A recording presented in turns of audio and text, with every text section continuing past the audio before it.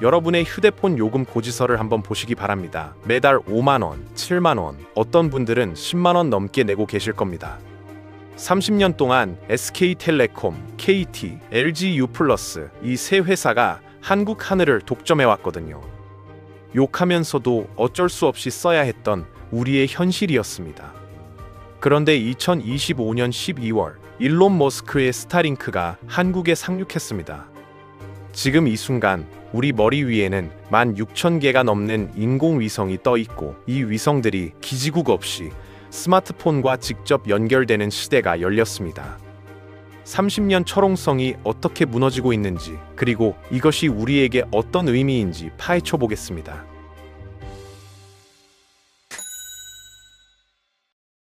숫자부터 봐야 합니다. 스타링크 위성 16,000개, 한국통신 3사의 위성 0개, 이것이 현재 상황입니다. 물론 위성 개수만 보면 너무 단순한 비교처럼 느껴지실 수 있습니다. 진짜 문제는 30년이라는 시간 동안 통신 3사가 무엇을 했느냐는 것입니다. 1990년대 중반 한국의 이동통신 시대가 열렸을 때 이 세 회사는 전국에 기지국을 세우며 거대한 통신 왕국을 건설했습니다. 기지국이란 우리 휴대전화 신호를 받아서 전달해주는 안테나 탑이라고 생각하시면 됩니다. 문제는 이 왕국으로 들어가는 문이 딱 3개뿐이었다는 점입니다. 소비자 입장에서는 선택의 여지가 없었습니다. A통신사가 마음에 안 들면 B로 갈 수 있었지만 B도 크게 다르지 않았거든요. 요금제는 비슷하게 비쌌고 서비스 품질도 엇비슷했습니다. 2014년에는 단통법이라는 것이 시행됐는데, 이동통신 단말장치 유통구조 개선에 관한 법률, 쉽게 말해 휴대전화 보조금을 규제하는 법이었습니다.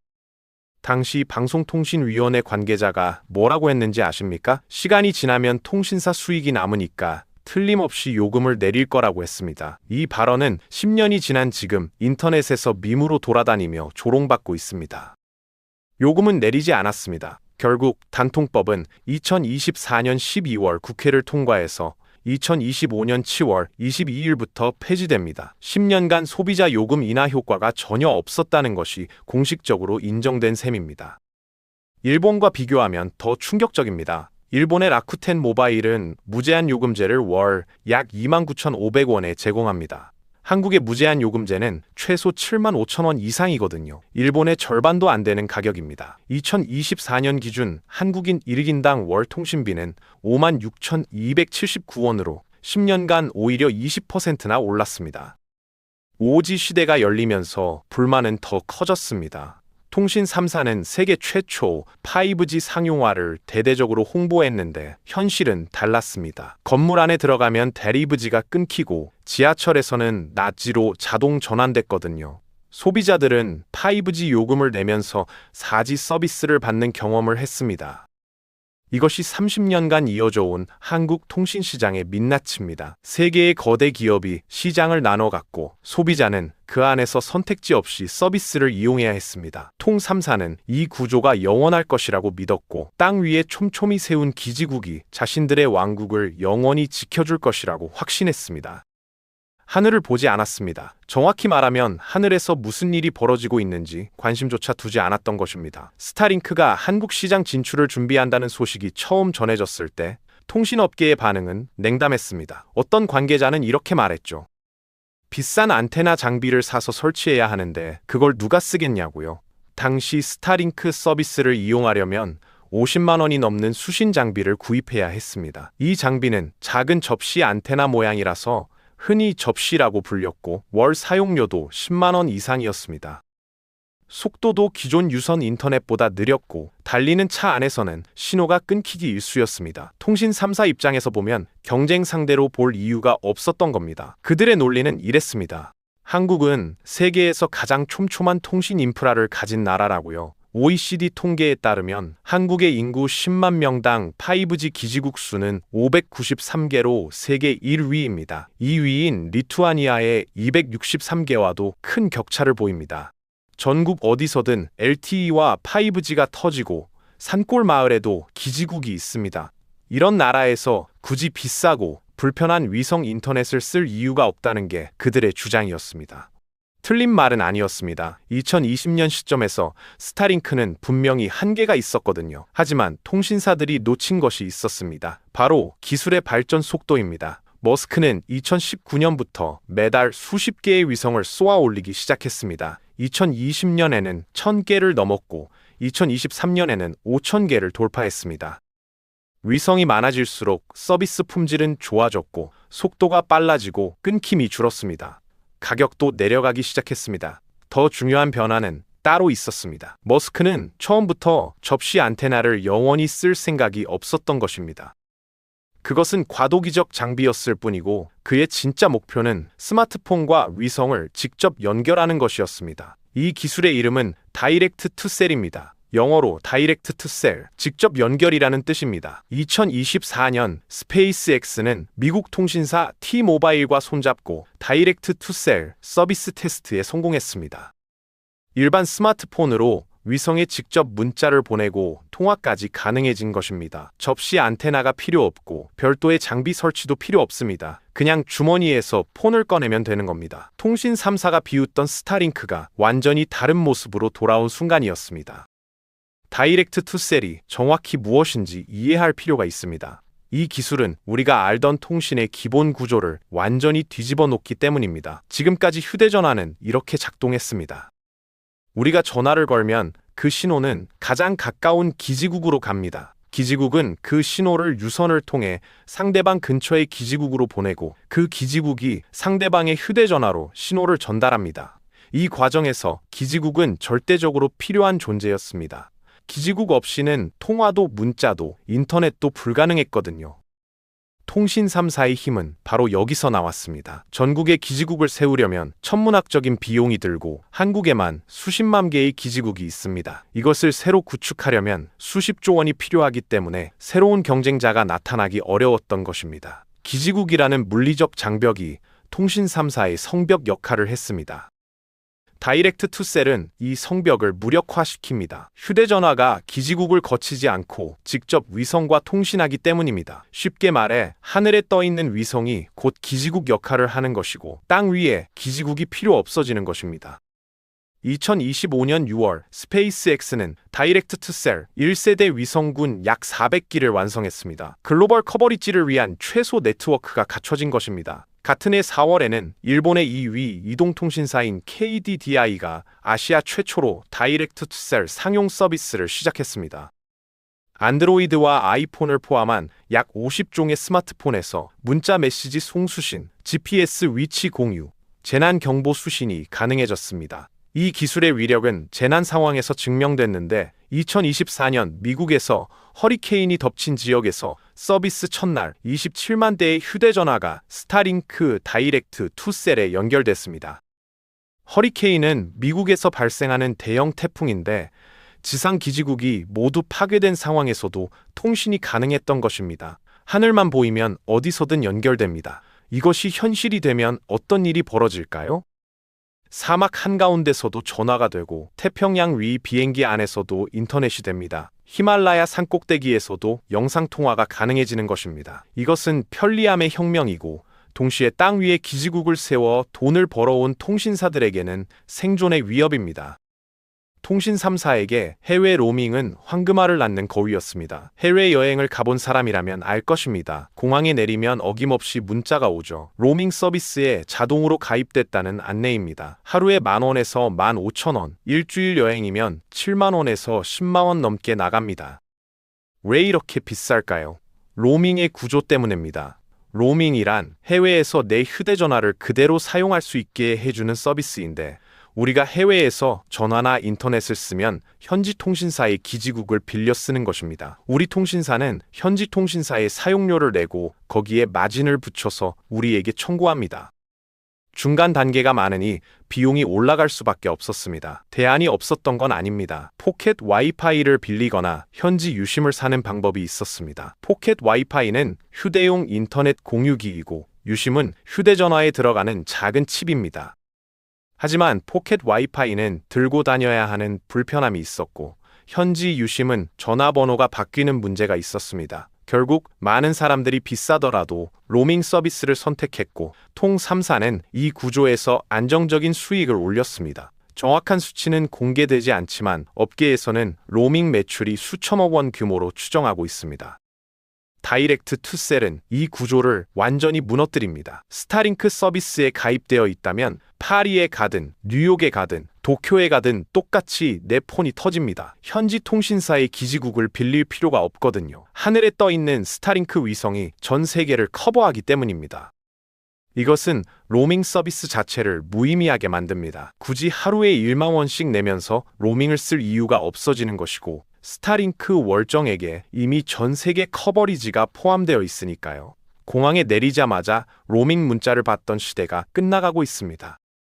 국경이라는 개념은 하늘에서 의미가 없습니다. 위성은 24시간 지구를 돌면서 어디서든 같은 서비스를 제공하거든요. 지금 이 순간에도 머스크의 위성은 늘어나고 있습니다. 스페이스X는 거의 매주 스타맨크 위성을 발사하고 있고 2025년 12월 현재 지구 저궤도에 떠 있는 스타링크 위성은 16,000개를 넘어섰습니다.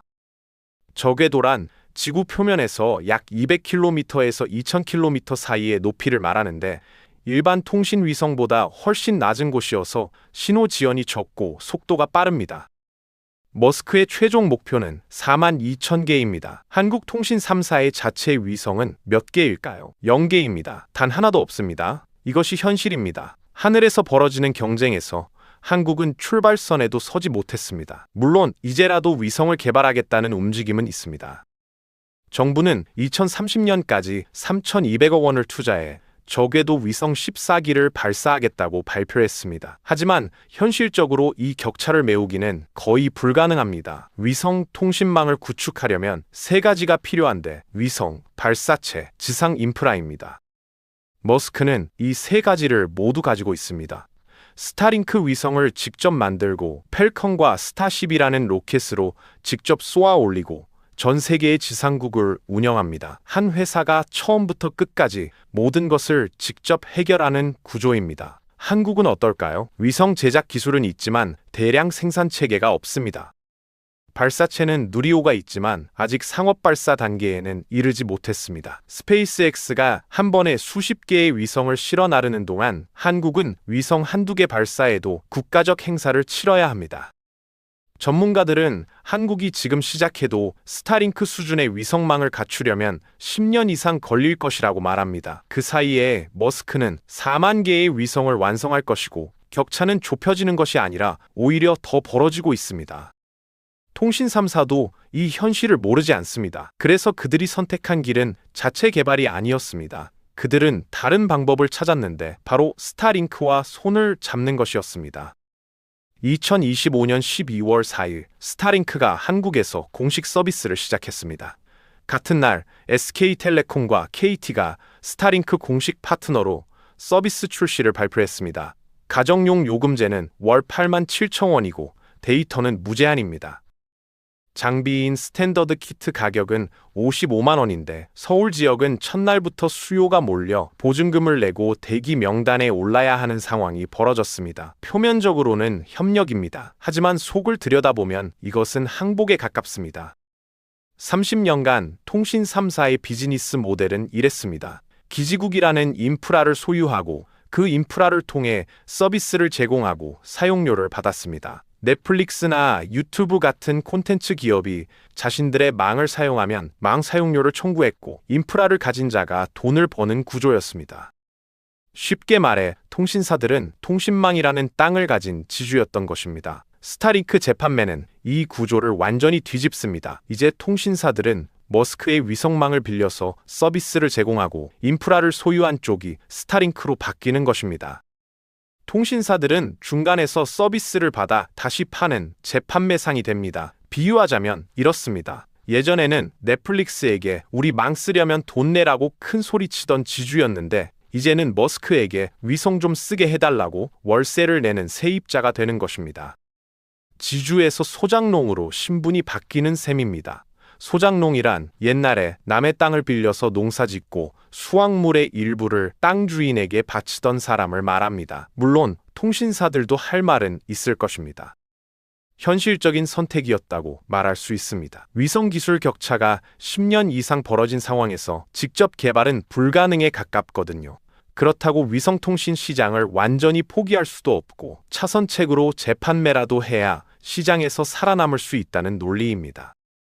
하지만 문제는 이 구조에서 협상력이 누구에게 있느냐는 것입니다. 스타링크가 재판매 수수료를 올리면 어떻게 될까요? 통신사들은 어쩔 수 없이 따라갈 수밖에 없습니다. 대안이 없기 때문입니다. 30년간 소비자들이 통신사에게 겪었던 그 상황이 이제는 통신사들이 스타링크에게 겪는 구도로 바뀌는 것입니다. 머스크만 무서운 것이 아닙니다. 중국도 하늘을 향해 달려가고 있습니다. 중국 정부는 거왕이라는 프로젝트를 추진 중인데 중국어로 국가망이라는 뜻을 가진 이 프로젝트의 목표는 스타링크에 대항하는 중국판 저궤도 위성망을 구축하는 것입니다.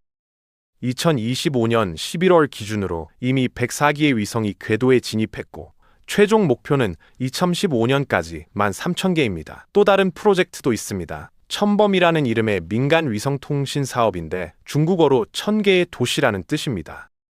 상하이 시정부가 주도하고 있으며 2025년 11월 기준으로 이미 궤도에 올라가 있습니다. 2030년까지 15,000개를 목표로 합니다. 중국은 두 프로젝트를 합쳐 총 28,000개의 위성을 배치할 계획입니다. 한국 입장에서 이것은 복잡한 상황을 만듭니다. 미국의 스타링크와 중국의 위성망이 동시에 한국 하늘을 덮게 되는 것이고 양쪽 모두 자국 기업의 위성 인프라를 사용하라고 압박할 것입니다. 한국은 그 사이에서 선택을 강요받게 됩니다. 이것은 단순한 통신 서비스의 문제가 아닙니다. 데이터 주권의 문제입니다. 데이터 주권이란 우리나라의 데이터를 우리가 통제할 수 있는 권리를 말하는데 우리가 주고받는 모든 문자, 통화, 인터넷 데이터가 어느 나라의 위성을 통해 오가느냐가 중요해지는 것입니다. 미국 위성을 쓰면 미국이 그 데이터를 볼 수 있고 중국 위성을 쓰면 중국이 볼 수 있습니다. 물론 양쪽 모두 데이터를 들여다보지 않는다고 말하겠지만 기술적으로는 가능합니다. 위성을 소유한 쪽이 마음만 먹으면 통신 내용을 감시할 수 있습니다. 이것은 상상이 아니라 현실적인 우려입니다. 실제로 중국은 자국 영해 내에서 스타링크 사용을 엄격히 규제하고 있는데 주권 침해로 인식하기 때문입니다. 자체 위성망이 없는 나라는 선택지가 두 가지뿐입니다. 미국 편에 서거나 중국 편에 서거나 아니면 둘 다 쓰면서 양쪽 눈치를 보는 것입니다. 어느 쪽이든 독립적인 결정권은 사라집니다. 이것이 우리 앞에 놓인 현실입니다. 지금까지의 이야기를 정리해 보겠습니다. 30년간 한국 통신 시장을 독점했던 3사가 흔들리고 있습니다. 스타링크의 다이렉트 투 셀 기술은 기지국이라는 그들의 성벽을 무력화시키고 있고 로밍 수익은 사라질 것이고 결국 위성 서비스 재판매상으로 전락할 가능성이 높습니다. 소비자 입장에서 당장은 좋은 소식일 수 있습니다. 경쟁이 생기면 요금이 내려가고 서비스 품질도 좋아집니다. 전 세계 어디서든 내 폰이 터지는 세상이 오는 것이고 30년간 욕하면서 쓸 수밖에 없었던 통신사들이 힘을 잃는 것은 통쾌한 일일 수도 있습니다. 하지만 더 멀리 봐야 합니다. 통신망은 단순한 서비스가 아니라 국가의 신경망입니다. 모든 경제활동, 모든 금융거래, 모든 군사통신이 이 신경망 위에서 이루어집니다. 이 신경망을 외국 기업이 장악한다면 어떤 일이 생길까요? 극단적인 상황을 가정해 보겠습니다. 한국과 미국 사이에 외교적 갈등이 생겼습니다. 미국 정부가 스타링크의 한국 서비스를 중단하라고 명령합니다. 하루아침에 한국의 통신이 마비될 수 있습니다. 불가능한 시나리오가 아닙니다. 기업은 결국 자국 정부의 명령을 따르게 되어 있거든요. 실제로 스타링크는 우크라이나 전쟁에서 군사통신망으로 활용되며 그 전략적 가치가 입증됐습니다. 30년 독점 기업의 몰락은 통쾌합니다.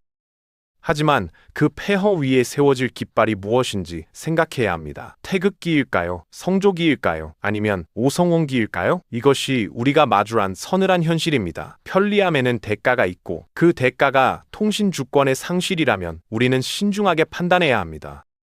30년 독점 통신 왕국의 균열을 살펴봤습니다. 스타링크가 가져올 변화는 분명 소비자에게 혜택을 줄 것입니다. 하지만 동시에 우리나라 통신 인프라가 외국 기업에 종속될 수 있다는 위험도 함께 따라옵니다.